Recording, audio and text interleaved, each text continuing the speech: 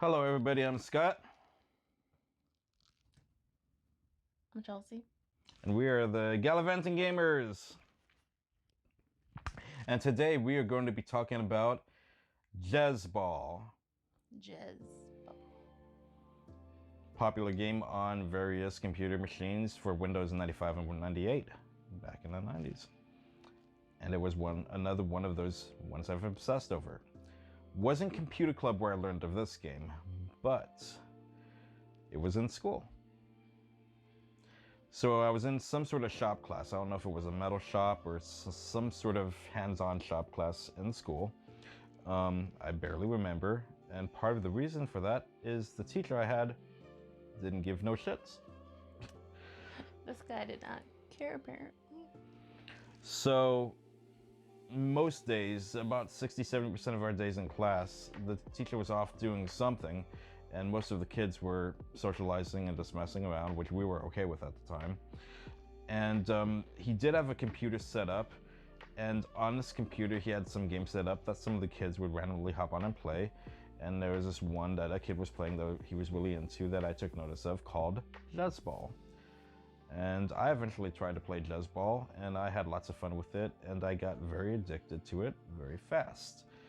And it's one of those games that brings out a bit of an obsessive behavior about how to play the game. Of course, in this game you control literally two lines, or like a line, like you're cutting part of this board in half to separate these balls, to separate your balls from touching. And the goal of the game is to delete, if you will, or subtract as much of the map area as possible. Once you're over 75%, you complete that level and you move on to the next. But you got the wiggly balls that are messing you up. But you got the wiggly balls that are trying to mess you up, and if they touch your line while it's mid-cut, you lose a life. It took me a couple minutes to understand. That's when he showed me. Yeah.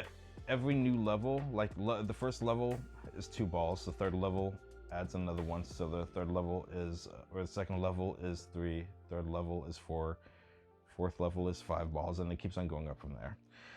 And not only is a new ball added each time, but every level your lives are restored, and a new life is added each time. So if you have like 6 balls on the field, you'll have like 6 lives that they grant you. So the game is incredibly generous on how much it allows you to progress. If you have 50 balls on the field, you'll have 50 lives. And this game becomes fun because you're separating all these balls, and it becomes very strategic in your method of how to do it. You can actually stop some balls and keep them on a single block, so where you just see spinning, they're not even bouncing around anymore. And that becomes almost an obsessive habit to try to nail that move. And it gets to be quite fun. This is going to be a fun memory, and this is so exclusively 90s, but most of my memories with this game are tied to various songs I was playing on the radio while I was in class, because I had a radio playing in class, and certain songs were playing on the radio while I was doing very well in Jezzball. One of those songs that was playing was that seemed to play every few days. It was actually quite consistent. Was by the Spice Girls. It's the famous one. What's it called, hun? Yeah, tell me what you want, what you really want to be. Yeah. So the Spice Girls song was playing. I remember the Spice Girls song playing a lot when I was playing Jezzball in class.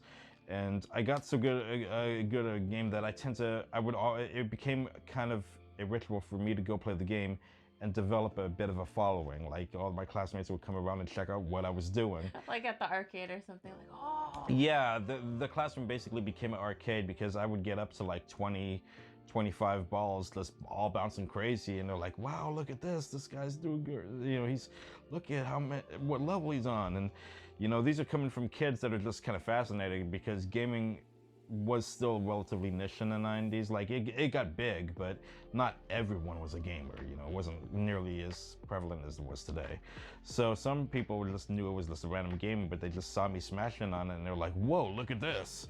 What's this guy doing over here? Yeah, So I had a couple of my classmates and friends just you know, sit with me and chill and just watch me work in that game. And it was a fun way to spend my, I think, period 4 or whatever it was. So, yeah. And I was, what, 9th grade at the time. Fun memories. You've seen me play Jezzball just a little bit. Do you have anything to add, hun?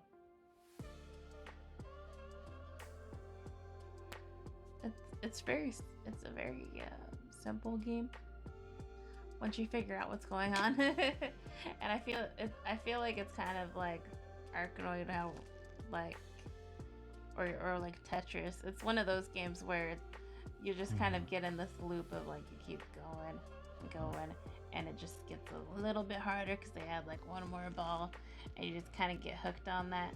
And it's another one of those games where I can just picture like somebody playing it in the dark all alone with a snack, just be like, just a little bit more, just one more, okay, one more. It definitely tickles that same part of your brain that Arkanoid would tickle. But yeah, let me know, do you guys remember this simple game? It was usually a selection on Windows 95 or 98 or whichever. It was usually right next to Solitaire and Minesweeper and all those, which we'll talk about soon enough. Mine at Elf Bowling. Elf Bowl, yeah. So yeah, let me know. Let me know what you thought about Jezzball. If you think that I like this game way more than I should have, let me know. Please hit the like button, the subscribe button, and the bell icon, and we will see you in the next video.